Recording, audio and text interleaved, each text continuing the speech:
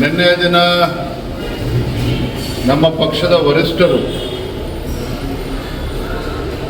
ರಾಜ್ಯಸಭೆ ಹಾಗೂ 2 ವಿಧಾನ ಪರಿಷತ್ ಸ್ಥಾನಗಳಿಗೆ ಹೆಸರುಗಳನ್ನು ಘೋಷಣೆ ಮಾಡಿದ್ದಾರೆ. ಈಗಾಗಲೇ ತಿಳಿದಿರೋ ಹಾಗೆ ರಾಜ್ಯಸಭೆಗೆ ಅತ್ಯಂತ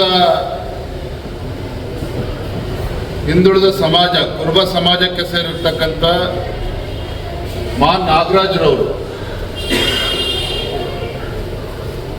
ರಾಷ್ಟ್ರೀಯ ಸ್ವಯಂ ಸೇವಕ ಸಂಘದ ಗರಡಿಯಲ್ಲಿ ಬೆಳೆದು ಅಖಿಲ ಭಾರತೀಯ ವಿದ್ಯಾರ್ಥಿ ಪರಿಷತ್ ಅಲ್ಲೂ ಕೂಡ ತಮ್ಮ ಸೇವೆಯನ್ನು ಸಲ್ಲಿಸಿ ಪಕ್ಷದ ಸಂಘಟನೆಯಲ್ಲೂ ಸಹ ವಿವಿಧ ಹುದ್ದೆಗಳನ್ನು ಅಲಂಕರಿಸಿ ರಾಜ್ಯ ಬಿಜೆಪಿ ಉಪಾಧ್ಯಕ್ಷರಾಗೂ ಕೂಡ ಅವರು ಸಂಘಟನೆಗೆ ಸಮಯವನ್ನು ನೀಡಿದರು. ಮತ್ತು ವಿಶೇಷವಾಗಿ ಹಿಂದೆ ಬಿಜೆಪಿ ಸರ್ಕಾರ ಇದ್ದಾಗ ಸನ್ಮಾನ್ಯ BS ಯಡಿಯೂರಪ್ಪನವರು ಮುಖ್ಯಮಂತ್ರಿಗಳಾಗಿದ್ದಾಗ Karnataka public service commission KPSC ಅಲ್ಲೂ ಕೂಡ ಬಹಳ ಉತ್ತಮ ಸೇವೆಯನ್ನು ಸಲ್ಲಿಸಿದ್ದಾರೆ. ಅವರನ್ನು ರಾಜ್ಯಸಭೆಗೆ ಆಯ್ಕೆ ಮಾಡಿರ್ತಕ್ಕಂಥದ್ದು ನಮ್ಮೆಲ್ಲರೂ ಕೂಡ ತುಂಬ ಸಂತೋಷವನ್ನು ತಂದುಕೊಟ್ಟಿದೆ. ವಿಧಾನ ಪರಿಷತ್ತಿಗೆ ನಮಗಾಗಲೇ ಗೊತ್ತಿರೋ ಹಾಗೆ ಗೌರವಾನ್ವಿತ ಲಿಂಗರಾಜ್ ಪಾಟೀಲ್ರವರು 37-38 ವರ್ಷಗಳಿಂದ ಸತತವಾಗಿ ಸಂಘಟನೆಯ ವಿವಿಧ ಜವಾಬ್ದಾರಿಗಳನ್ನು ತೆಗೆದುಕೊಂಡು ಜಿಲ್ಲಾ ಮಟ್ಟದಲ್ಲಿ ಮತ್ತು ರಾಜ್ಯ ಮಟ್ಟದಲ್ಲೂ ಸಹ ಪಕ್ಷದ ಜವಾಬ್ದಾರಿಯನ್ನು ಹೊತ್ತು ಹಗಲು ರಾತ್ರಿ ಶ್ರಮ ವಹಿಸಿದ್ದಾರೆ. ಸಂಘಟನೆಗೆ ಬಲ ತುಂಬುವಂಥ ಕೆಲಸ ಮಾಡಿದ್ದಾರೆ.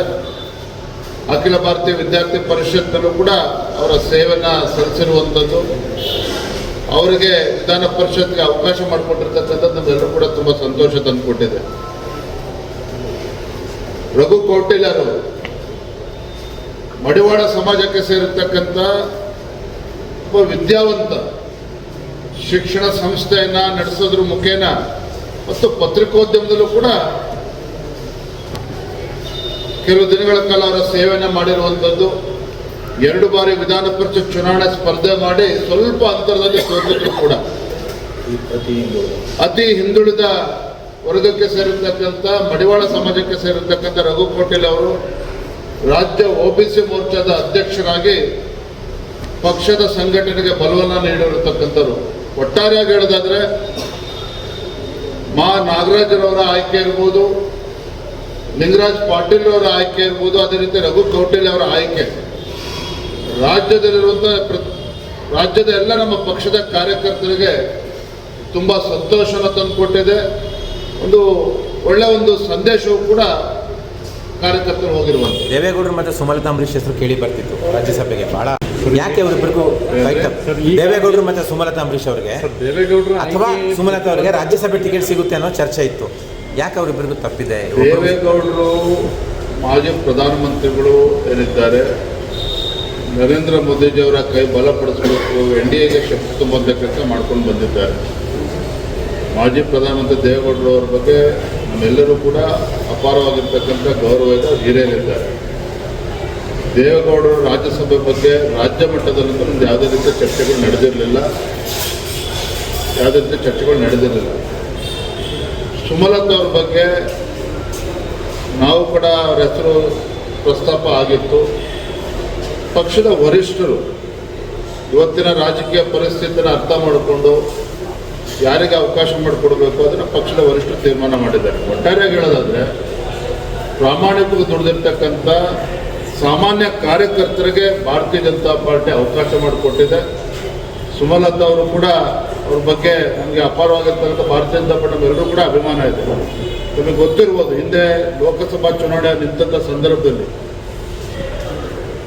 ಯಡಿಯೂರಪ್ಪರ ರಾಜ್ಯದ ಅಧ್ಯಕ್ಷರು ಮಂಡ್ಯ ಲೋಕಸಭಾ ಕ್ಷೇತ್ರ ಚುನಾವಣೆ ಇಂಡಿಪೆಂಡೆಂಟ್ ಆಗಿ ನಿಂತಾಗ ಬಿಜೆಪಿ ಸುಮಲತಾ ಅವರಿಗೆ ಬೆಂಬಲವನ್ನು ಕೂಡ ನೀಡಿತ್ತು. ನಮ್ಮ ಬೆಂಬಲದಿಂದಾಗಿ ಅವರು ಕೂಡ ಒಳ್ಳೆ ಅಂತರದಲ್ಲೂ ಕೂಡ ಗೆದ್ದಿದ್ರು. ನಮ್ಮೆಲ್ಲರೂ ಕೂಡ ಸಂತೋಷನೂ ಕೂಡ ಹೆಮ್ಮೆನೂ ಕೂಡ ಇದೆ. ಅದೇ ರೀತಿ ಕಳೆದ ಲೋಕಸಭಾ ಚುನಾವಣೆಯಲ್ಲಿ ಬಿಜೆಪಿಗೆ ಇನ್ನು ಕುಮಾರಸ್ವಾಮಿ ನಿಂತ ಸಂದರ್ಭ ಅವರು ಅದನ್ನು ಬಿಡ್ಕೊಟ್ಟಿದ್ದಾರೆ, ಅದ್ರ ಬಗ್ಗೆ ಪ್ರಶ್ನೆ ಇಲ್ಲ. ಅದು ಇಲ್ಲಿಗೆ ಎಲ್ಲವೂ ಕೂಡ ಮುಗಿದೋಗಿಲ್ಲ. ಖಂಡಿತ ಪಕ್ಷದ ಹಿರಿಯರು ವರಿಷ್ಠರು ಇದ್ರ ಬಗ್ಗೆ ಚಿಂತನೆಯನ್ನು ಮಾಡ್ತಾರೆ.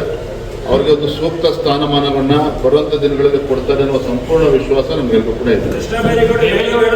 ದೇವೇಗೌಡರ ವಿಚಾರದಲ್ಲಿ ಕಾಂಗ್ರೆಸ್ ಈಗ ಬಿಜೆಪಿನ ಬೈತಾರೆ, ಒಕ್ಕಲಿಗರಿಗೆ ಅನ್ಯಾಯ ಮಾಡ್ತು ಅಂತ.